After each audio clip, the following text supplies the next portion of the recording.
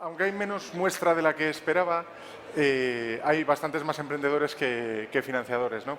Y esa es realmente, yo creo, la situación del mercado, al menos en nuestro país, ¿no? Yo creo que pretender dar una clase sobre financiación para emprendedores y más en media hora sería un poco pretencioso si no pongo por delante una prudencia, ¿no? Que esto tiene mucho de arte. Al final no hay reglas mágicas. Si los que sois emprendedores y estáis en ello, pues lo tendréis seguro claro. Y lo que sí podemos es minimizar el riesgo de equivocarnos a la hora de hacer el mejor itinerario hacia la consecución de fondos para nuestro proyecto. Creo que hago bien, ¿no? Dirigiéndome a ambos lados de la pantalla. Bueno, intentaré no molestar demasiado.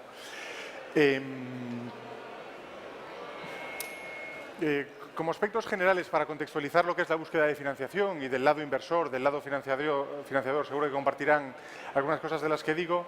Lo primero que quiero trasladaros, y es un sesgo que le quiero dar a mi ponencia, es que demasiadas veces como empresarios, como emprendedores, tendemos al desahogo, tendemos a la necesidad de coaching, a la necesidad casi de un psicólogo que nos diga por qué nos está costando tanto levantar financiación o por qué nos está costando tanto conseguir determinada valoración para nuestra empresa a la hora de conseguir esa financiación, ¿no? Entonces, el enfoque que quiero daros es un poquito autocrítico, porque lo que el financiador está dispuesto a hacer, pues lo sabe él y el límite se lo pone él. Pero hasta dónde nosotros podemos llegar y explotar las armas que están a nuestra disposición para conseguir esa financiación sí que está en nuestras capacidades, ¿no? En ese sentido, una de las cosas de las que creo que adolecemos los emprendedores en mayor medida es de un nivel suficiente de conocimiento financiero. Como veréis luego al final, enuncio algunos tópicos sobre qué hacer para tener éxito en la consecución de financiación, pero también enuncio algunos tópicos diciendo qué no hacer para fracasar en la consecución de financiación. Y uno de ellos, que igual a vosotros os suena o a alguno de vosotros, uno de esos tópicos en los que no debemos incurrir es: no, lo de los números no lo llevo yo.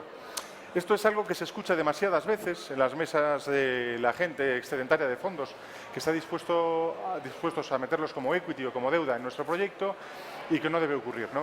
En ese sentido, lo primero que debemos tener claro es que como emprendedores que buscan financiación, como promotores de un proyecto que busca financiación, tenemos que tener clara la criticidad de la función financiera en la empresa. Y al decir la función financiera lo digo de una manera inclusiva, de una manera ambiciosa. Pongo en la diapositiva. Y todo lo demás es que para poder explicar bien las finanzas de nuestra empresa, de nuestro proyecto emprendedor, no solo hay que saber de números, como decía antes, ¿no? Es que hay que entender al CEO que diseña la estrategia de la empresa, es que hay que entender al de marketing, es que hay que entender al de recursos humanos que gestiona personas. Hay que entender la sensibilidad de todos los grupos de interés que rodean a la empresa, ¿vale? Con lo cual la función financiera es crítica, pero no porque los de los números seamos más magos que los demás, sino porque para que sea solvente, consistente y pueda ser defendida ante terceros, necesita haber interiorizado todas las demás funciones empresariales. Segundo, como gran tópico en la búsqueda de dinero, escoger la estructura de financiación correcta. Dejadme poner un ejemplo un poquito exagerado. Demasiadas veces un proyecto emprendedor con 3.006 euros de capital social pide millones de euros de financiación o cientos de miles de euros de financiación. Es bastante habitual que haya una excesiva desproporción entre los recursos propios aportados por los promotores del proyecto y los recursos ajenos o recursos propios de terceros que se están solicitando. Ante esto me podréis decir, otro tópico, bueno, es que si pido el dinero es porque no lo tengo. Efectivamente, pero hay que conseguir un equilibrio entre lo que voy a pedir y lo que aportamos de recursos propios. Un tercer tópico, desde el ángulo de la función financiera para conseguir fondos. Demasiadas veces los emprendedores nos centramos solo en la cuenta de resultados. Es decir, es muy habitual decir, oye, yo he desarrollado esta tecnología, he encontrado esto que se adapta perfectamente a las Smart Cities, he encontrado esto que con una inyección de fondos puede optar a curar una enfermedad grave. y que eso, que es maravilloso, nuble nuestro juicio al respecto de que hay muchas otras cosas que convierten esa cosa maravillosa que hemos sido capaces de desarrollar en un proyecto empresarial viable y sostenible en el tiempo. Y ¿por qué no pedirlo rentable para que el inversor nos deje sus fondos, ¿no?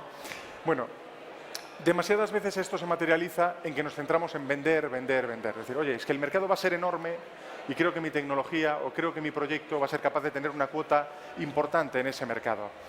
Aunque así fuere, aunque seamos capaces de acreditar con solvencia la consistencia de ese mercado y nuestras opciones para optar cuota en él, hay más variables, ¿vale? No es solo las ventas. Muchas empresas se mueren por la financiación a corto plazo, por la financiación del circulante, que es lo último que os digo ahí al final. Es decir, esto no es quiero comprar la super máquina que a largo plazo me va a permitir vender un montón. No, es que yo a final de mes tengo que pagar las nóminas. Es que yo tengo que limpiar la oficina y pagarle a una empresa de limpieza. Es que yo tengo que hacer muchas cosas, ¿no? Entonces, para llegar al largo plazo hay que atravesar antes el corto plazo, ¿vale? Todas las empresas son potencialmente viables en el largo plazo y por tanto financiables, pero que sean capaces de llegar hasta allá de una manera autosostenible, pues es menos frecuente.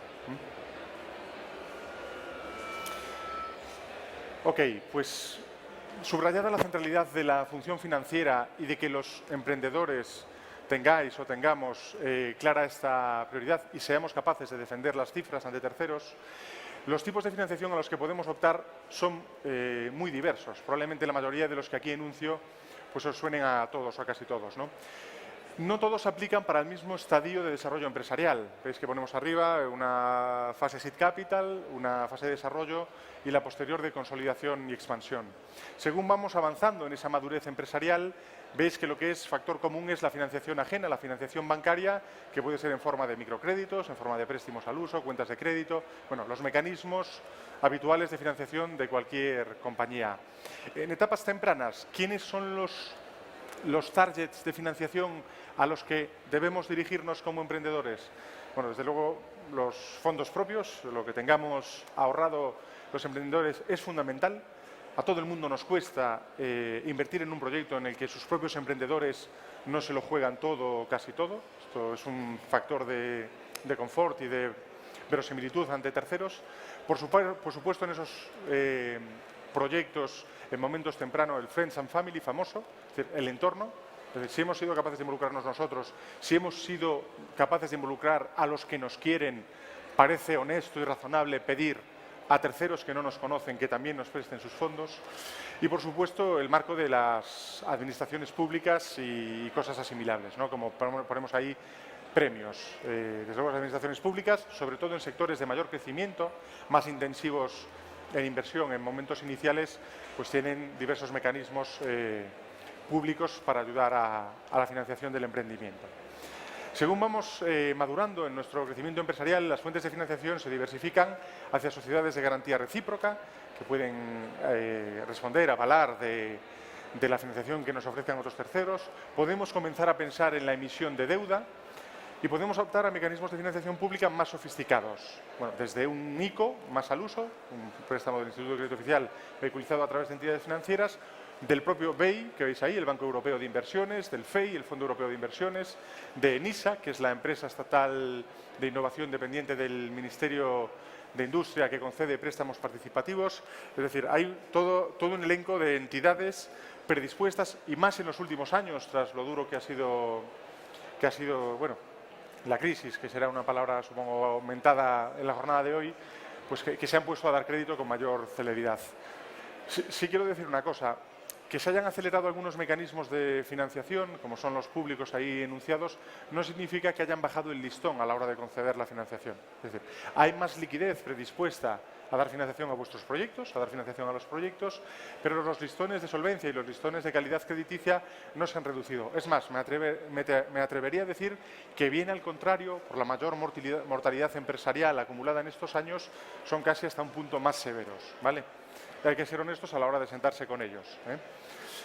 Bueno, algo que está emergiendo todavía con una fuerza inicial en nuestro país es el crowdfunding, digamos, las aportaciones colectivas a través de mecanismos de crowdfunding, Las fundaciones privadas, normalmente detrás de las cuales hay grandes instituciones o grandes patrimonios, y desde luego la figura, pues, que supongo que muchos conocéis, de los business angels, que al final es algo entre un tercer inversor desconocido, por decirlo de algún modo, y el family and friends, ¿vale? Es esa persona que hace un approach más amigable, que nos acoge en su cartera de inversión sin necesidad de que haya un lazo, un vínculo, digamos, más cercano a nivel preliminar. Si ya entramos en fase de consolidación y expansión, que no dejamos de ser muchas veces startups, empresas en estadios tempranos, proyectos en estadios tempranos, ya podemos empezar a hablar de otras categorías, ¿no?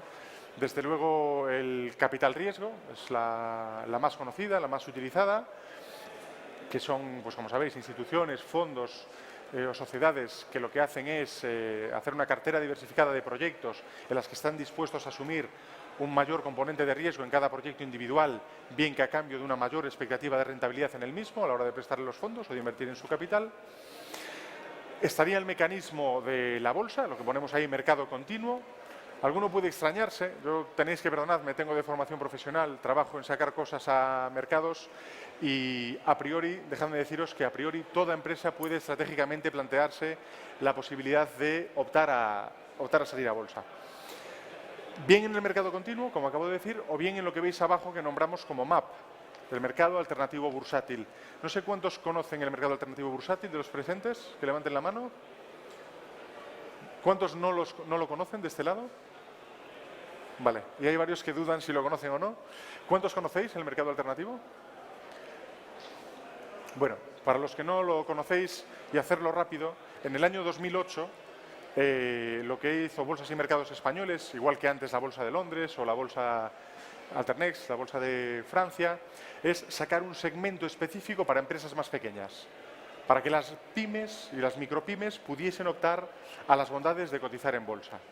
¿A qué bondades de cotizar en bolsa? Pues a tener un mayor marchamo reputacional ante potenciales inversores, ante proveedores, ante clientes. Daros cuenta de una cosa, el hecho de cotizar, bueno, los que conocéis este mercado, pues hay algunos ejemplos bastante flagrantes, te pone en el escaparate de una pléyade de inversores potenciales que antes nunca sabrían ni que existías.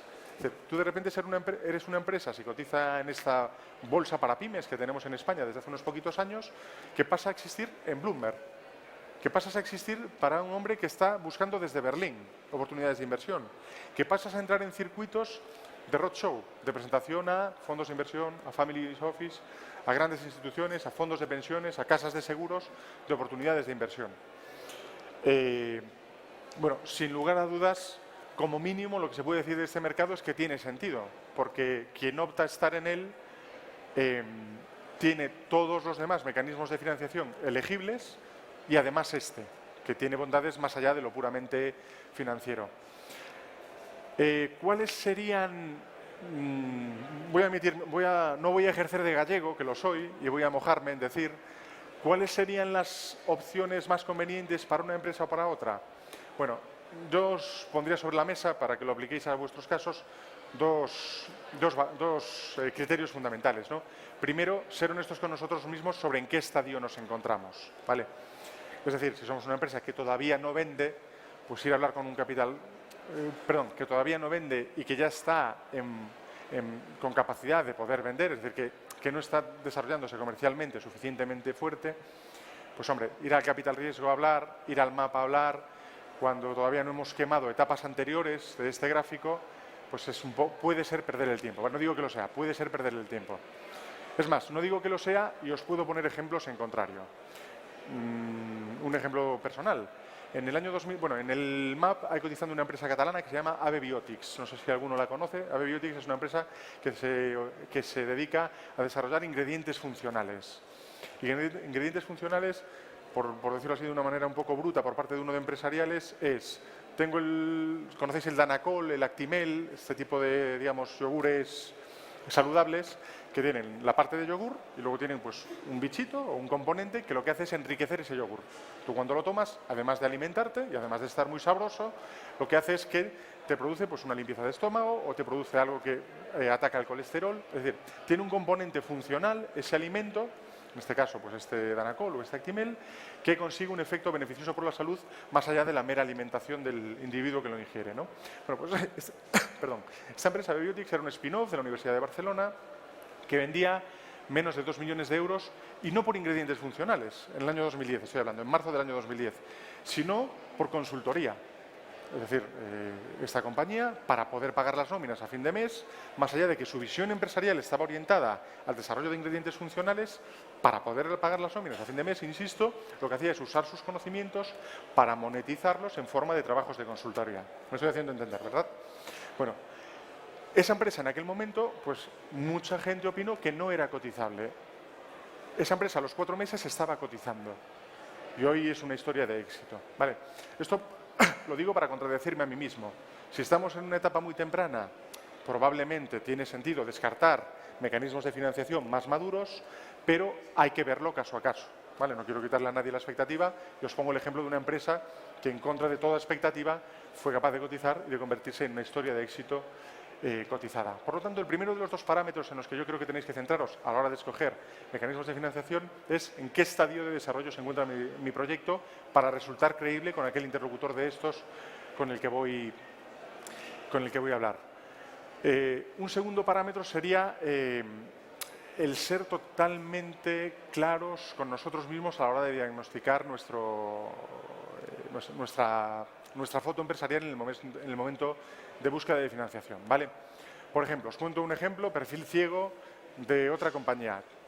Es una compañía que quiere buscar financiación a nivel de capital riesgo o a nivel de mercado cotizado, que ha estado todos estos años desarrollando tecnologías en el ámbito de las Smart Cities, es brillante tecnológicamente, es una empresa que tiene muy posicionada su marca, pero es una empresa que no genera cash flow positivo desde hace muchos años. Es una empresa que de momento no ha demostrado que sea viable. Vale, hasta aquí nada extraño, porque el tema de las Smart Cities, no sé si nos consta a todos, pero bueno, está bastante de moda, ¿no? Parece que las tecnologías Smart son el futuro de las grandes urbes.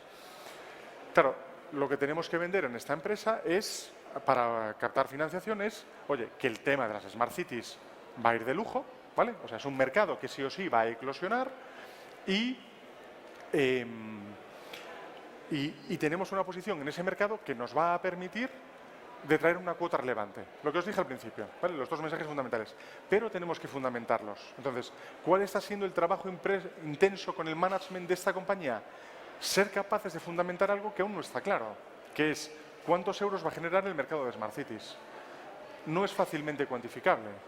Con lo cual, hasta que definamos eso, es decir, hasta que nosotros mismos, en una sentada honesta con nosotros mismos, seamos capaces de decir, oye, es que el mercado es razonable pensar que puede estar en este orden de magnitud en los próximos años.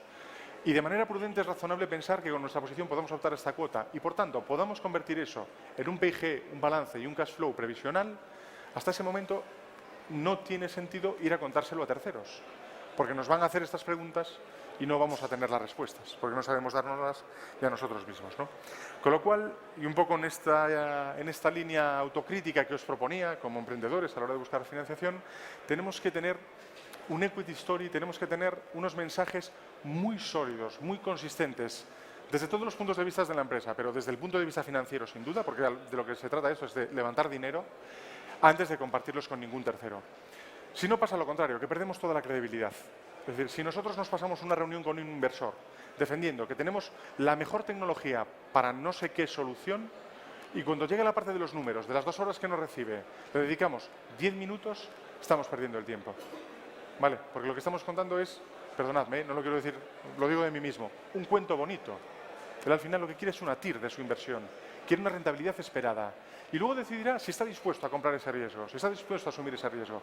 Pero si nosotros mismos no somos capaces de cuantificarle ese riesgo y ponerle un número atractivo delante, es absurdo que nos sentemos con él, ¿vale? ¿Sí? ¿Hasta aquí? Bueno, pues en este ejercicio honesto con nosotros mismos debemos hacernos las preguntas o anticiparnos las preguntas que nos va a hacer ese inversor o esa entidad financiera o esa administración pública o ese fondo. ¿Qué quiero financiar? Os hablo desde la experiencia. Demasiadas veces, la mayor parte de las veces, te sientas con casos, y no lo digo en este caso en calidad de asesor financiero, lo digo como empresario y como inversor, con demasiados casos que no te saben decir con extrema claridad cuál es el uso de los fondos que te están pidiendo. Es decir, déjame decirlo a lo bruto. Tenemos que entender al inversor que considera poco razonable que le pidamos 1 millón de euros y le digamos que es para pagar nóminas en nuestra expansión internacional. Simplemente. Hombre, como mínimo habrá que decirle qué perfiles queremos contratar, justificar los niveles salariales que cobran, los costes adyacentes de tipo de seguridad social, de retenciones, etcétera, que tenemos previstas las contingencias de ese orden que haya en otras latitudes, ya que estamos hablando de expansión internacional. Es decir, tenemos que justificar muy bien cuál es el uso de los fondos que estamos pidiendo, ¿no? ¿Qué quiero financiar? Y para eso necesitamos antes haber tenido la respuesta estratégica correcta. Por ejemplo, esta empresa de la que os hablo, que es gente brillante, que trabaja con una calidad espectacular en su sector. No tenemos que respondernos por respondernos para seducir a los inversores cuál va a ser el mercado y cuánta cuota vamos a detraer. Es que antes de poderle poner número a esto, tenemos que decir qué vamos a hacer y cuánto cuesta. Porque si no, cuando nos pregunten qué quiero financiar y cuál va a ser el uso de mis fondos, lo que vamos a tener que responder es ya lo iremos viendo. Y eso no puede ser, ¿vale? El uso de los fondos es una de las preguntas fundamentales por parte de cualquier financiador. ¿Qué alternativas realistas de financiación tengo? Los que os hayáis sentado en la mesa de una administración pública habréis visto en los últimos años pues que esta pregunta se exacerba, ¿no? Oye, yo estoy dispuesto a darte un préstamo participativo, pero ¿cuánto pones tú? Es decir, en el mix de financiación que hablábamos al principio, en la estructura financiera de la que te quieres dotar, ¿cuánto pones de recursos propios? ¿Cuánto ponen los bancos? El capital y las administraciones públicas, para ellos es muy importante cuánto dinero te ponen los bancos en tu balance, cuánto dinero invierte un banco en la operación. ¿Sabéis por qué? Porque los bancos en los últimos años han tenido bastante alergia a conceder crédito, a comprar riesgo empresarial, con lo cual, si entra el banco, es que ha pasado un rating, que ha pasado un criterio de riesgo bastante exhaustivo. Eso le da confort al resto de inversores, ¿vale? Que entre financiación ajena. Os lo digo por lo siguiente. Uno de los procesos habituales es: estoy harto de que los bancos me den portazos y me vengo a sentar contigo. Perdón, Concho, está bien ser sincero, pero quizás es mejor decir: oye, es que el banco me pide tu equity, tu capital, para poder sentarme con él para hablar de financiación ajena, ¿vale? Y a lo mejor lo que se puede llegar es a un consenso de: dame una carta de intenciones inicial, preliminar, para que yo pueda hablar con el banco, y vamos avanzando en paralelo las distintas fuentes de financiación. ¿Qué ofrezco yo y qué puedo pedir? Demasiadas veces somos egoístas como emprendedores, en el sentido de que decimos: oye, tengo la molécula que va a curar el cáncer y me tienes que prestar 10 millones de euros. Pero el de números es otro, lo decía antes. Es decir, yo no estoy ofreciendo un mensaje completo y, sin embargo, le estoy pidiendo a mi interlocutor, a mi potencial financiador, que él entienda la molécula que va a curar el cáncer. Con lo cual, muchas veces en la dialéctica entre financiador y financiado, o financiador potencial y financiado potencial, hay un problema de comunicación. Y demasiadas veces lo lideramos los emprendedores, que no empatizamos, no entendemos suficientemente bien cómo piensa el cerebro del que está delante, ¿vale? Lo digo porque sí hace falta cierto entrenamiento a la hora de acometer los procesos de financiación. Tenemos que entender que cuando nos sentamos delante del director de la oficina bancaria al que le estamos pidiendo un crédito o un préstamo, ese señor tiene sus intereses, que es qué bonus va a cobrar a fin de año, si de tu sector ya tiene muchas operaciones financiadas, si prefiere darte una línea de crédito con un préstamo a largo plazo, ¿vale? Como en cualquier proceso dialéctico en la vida, tenemos que entender a nuestro rival, entre comillas, al que está enfrente en la mesa, ¿vale? Tenemos que empatizar con él para saber ponderar qué ofrezco yo y qué le puedo pedir y cómo se lo debo pedir. ¿Cuál, cuánto y cuándo es mi necesidad de financiación? Bueno, esto hila un poquito con lo que hablaba al principio de esta diapo del uso de los fondos. ¿Cuál es mi necesidad de financiación? Es decir, ¿para qué quiero el dinero? Pero no solo eso. ¿Cuánta es mi necesidad de financiación? Tengo que presupuestarla detalladamente. Pero no solo eso. ¿Cuándo? ¿A qué ritmo voy necesitando los fondos? ¿Vale? Si tenemos un plan de negocio que en los próximos 3 años nos requiere 500.000 euros o 5 millones de euros, hombre, es legítimo que el inversor nos diga, pero no los necesitarás todos el primer día. Es que a lo mejor podemos establecer un calendario de hitos en el cual, pues oye, te dejo 200.000 euros el primer trimestre, dentro de 3 meses hablamos, vemos cómo vamos, vemos si el siguiente tramo es de 600 o 700. Es decir, lo hacemos copartícipe del viaje. ¿Y por qué es bueno tener esto presente? Porque no es lo mismo que yo le llegue con un papel diciéndole necesito 5 millones, aunque no te sé explicar muy bien el ritmo, y que él nos diga, espera, pues vamos a remangarnos para ver cuál puede ser el calendario de desembolsos. Que tú ya hayas previsto esta circunstancia y plantees una necesidad financiera secuenciada. ¿Vale? Necesito este dinero para este fin y a estos ritmos. ¿Vale? Bueno, esto ya lo hemos dicho de manera reiterada. Aporto yo recursos propios o ajenos, es decir, estoy avalando a alguien, estoy metiendo yo mi hígado en este proyecto. Esto es fundamental para que se solidarice con nosotros el inversor. Y por último, ¿qué coste cualitativo y cuantitativo estoy dispuesto a soportar? 5 minutos nos quedan. ¿Qué coste cualitativo y cuantitativo estoy dispuesto a soportar? El cuantitativo lo entendéis bien. Oye, estoy dispuesto a pagar un tipo de interés muy alto porque la banca me quiere financiar a un tipo muy alto. Estoy dispuesto a que el inversor en capital me diga que le tengo que garantizar que le recompro las acciones dentro de 3 o 5 años. Lo cuantitativo está claro, tenemos que ponderarlo. Pero también lo cualitativo. A veces cuando negocio con un capital riesgo me dice, oye, sí, yo pongo la pasta, pero tengo poder de arrastre, pero puedo vetar las decisiones de gestión. Pero si yo no quiero que investigues una línea, tienes que investigar otra. Pero, a veces el corsé cualitativo de una negociación puede ser totalmente disuasorio, ¿vale? No nos centremos solo en la parte cuantitativa a la hora de cerrar un marco de financiación. Bueno, la verdad es que no pondré bien el tiempo. Voy a ir un poquito rápido para decir, ¿qué hacer para tener éxito en la búsqueda de financiación? O sea, ¿qué tópicos tenemos que tener en cuenta? Primero, tenemos que creernos nosotros mismos la historia. Tenemos que tener un equipo gestor brillante, ¿vale? Tenemos que tener un gran equipo gestor en aquello en lo que nos decimos expertos. Tenemos que tener una ventaja competitiva clara. No me vale ningún extremo. No me vale decir, bueno, es que somos buenos en general y no me vale lo que nos hacen muchas veces, que es que somos los líderes. De verdad que es demasiado frecuente el decir, es que somos líderes en nuestro mercado. Claro, ¿qué es ser líder en tu mercado? ¿Top 10, top 20, top 5.000? ¿Vale? Entonces, tenemos que tener una ventaja competitiva clara y que el interlocutor la entienda de manera muy sencilla. Tenemos que estar focalizados. Demasiadas veces le contamos al inversor, mira, es que he descubierto esto, o es que tengo este proyecto, o es que tengo esta licencia para distribuir este producto, o es que tengo lo que tenga, y es que podemos hacer todo este millón de cosas. ¿Tú y cuántos más? Nos contestará. Es decir, no podemos dispararle a todos. Tenemos que estar focalizados poniendo en valor nuestra ventaja competitiva de la mano de un gran equipo gestor. Si no, ni nos lo creeremos nosotros de verdad, ni se lo podemos hacer creíble a un tercero. Insisto, un uso claro y transparente de los fondos. No es solo que le digamos cuándo, cuánto y cómo voy a gastarlo, sino que predispongamos una actitud de reporting permanente. ¿Vale? Que tengamos capacidad de en cada minuto informar a nuestro inversor de qué estamos haciendo con su dinero. ¿Vale? Pero de manera voluntaria, no porque me lo exigen un pacto de socios, sino porque entendemos así el ser socios. ¿Vale? Acreditar exhaustivo conocimiento del mercado, lo que os decía antes. No podemos salir a vender una historia de potencial éxito sin ser capaces de describir cuál va a ser el tamaño de ese mercado, cuál va a ser nuestra cuota en él. ¿Vale? Es muy frecuente que no seamos capaces de cuantificar nuestro mercado.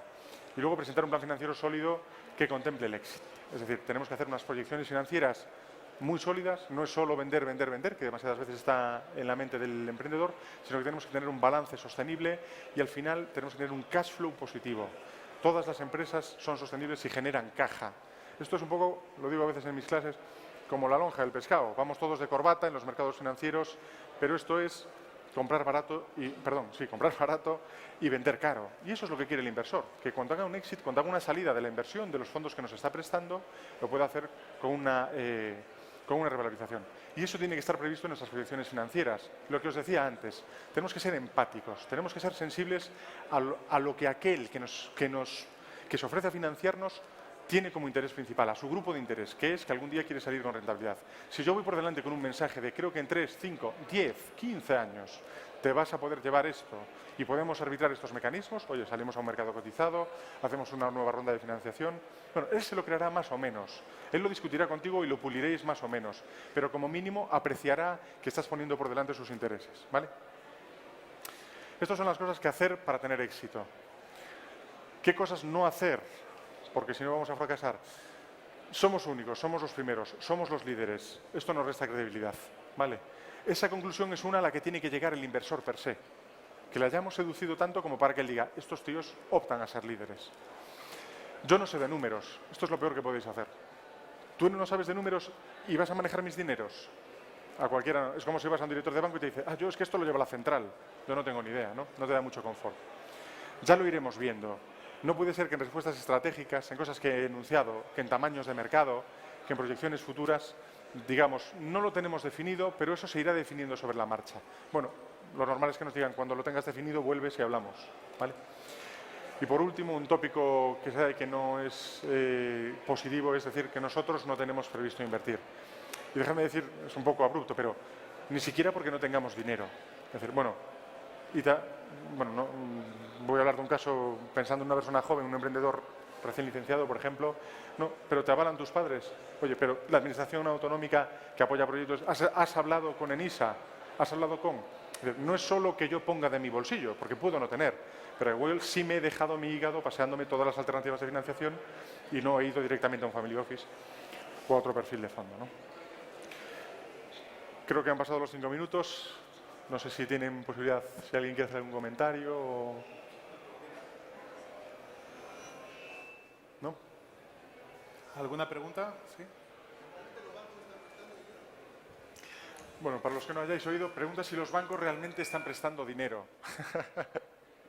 Bueno, esto podríamos contestarlo a coro, yo creo casi, ¿no? Sí se ha incrementado la oferta de crédito, pero de manera muy marginal para lo que es la demanda de crédito, ¿no? También es verdad una cosa, el nivel de solvencia de los solicitantes no ha mejorado. Todavía somos presos de la coyuntura económica del país y aunque se ha convertido en algo muy frecuente lo de la internacionalización, todavía pesa mucho la macroeconomía nacional en el balance de la micropyme, de la pyme o de los proyectos emprendedores, como queramos llamarlos. Personalmente creo que esa eclosión de créditos sí empezará a ser más visible a partir de este próximo año, a partir de enero. Por un motivo muy técnico, que es que los bancos cerrarán su balance, la autoridad monetaria, el Banco Central Europeo y el Banco de España verán test de estrés que muestren balances más saneados y tendrán más propensión real a dar crédito. Sí es verdad que han lanzado sus redes a las calles, a la calle a decir que dan más crédito, pero yo en mi experiencia y en las cifras que manejo no estoy viendo una explosión en ese sentido. Yo creo que todavía tiene que esperar a que se cierren más saneados los balances de los bancos en el 2015. Y me permito aportar una opinión y que se incremente la competencia entre ellos. Venimos de tiempos de crisis en los que ha habido una concentración, ha habido una reestructuración del sistema financiero y yo creo que más que nunca las decisiones de grandes políticas de activo están en pocas manos. David, por acá. Hola. He asistido a muchas charlas sobre financiación para startups y para emprendedores y me sorprende ver lo poco que se habla sobre la valoración de las startups. No solo se habla poco en las charlas, sino que hay poco material o poco claro a la hora de que un emprendedor pueda trabajar estos temas, ¿no? Entonces me pregunto, ¿qué tips puedes dar tú o si hay algún sitio donde yo pueda encontrar información, más allá de ir a asesorías, a consultores y a gente de finanzas que entonces me va a cobrar algo o que quiere, o sea, yo quiero hacerlo yo o quiero saberlo yo, porque como bien dices, si voy a manejar el dinero de un inversor, yo tengo que saber de qué estoy hablando y cómo hacerlo, ¿no? Entonces, ¿qué opinas tú de esto y cómo lo ves tú? Porque además creo que es un tema bien crítico, que tú vas a pedir dinero, pero ese dinero tiene que ver con cuánto vale tu startup. Vale, sí te he dado la respuesta en mi charla y ahora te la hago visible, ¿vale? Ahora te la hago explícita. Pero déjame invitarte a ser autocrítico, que es el tono de mi charla, decirte que tú ahora mismo cuando hablas de valoración ya estás pensando en un tipo de financiación. Porque a ti si el banco te da un préstamo no te pregunta cuánto vales. ¿Correcto? Tú lo que me estás preguntando es, oye, cuando voy a levantar capital y quiero diluirme poco, ¿cómo puedo objetivar mi valoración?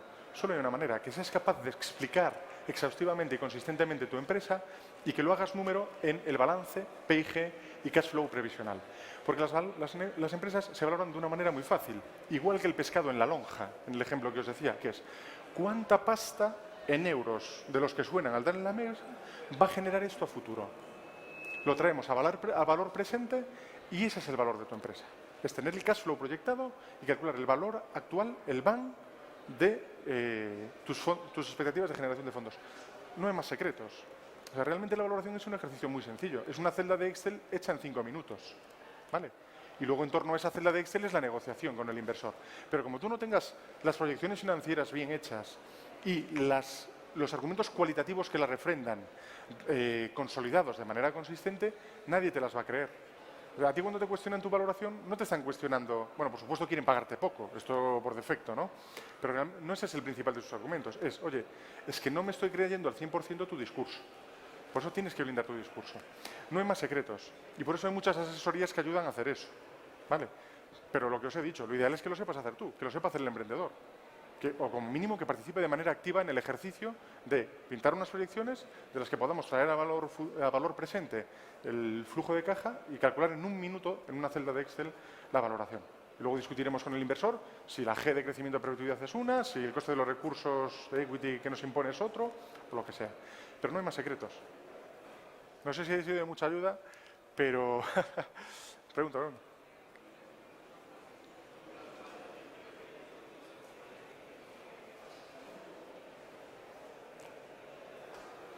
Sí, entiendo que este es el método de descuento de caja o de flujo de caja, sí.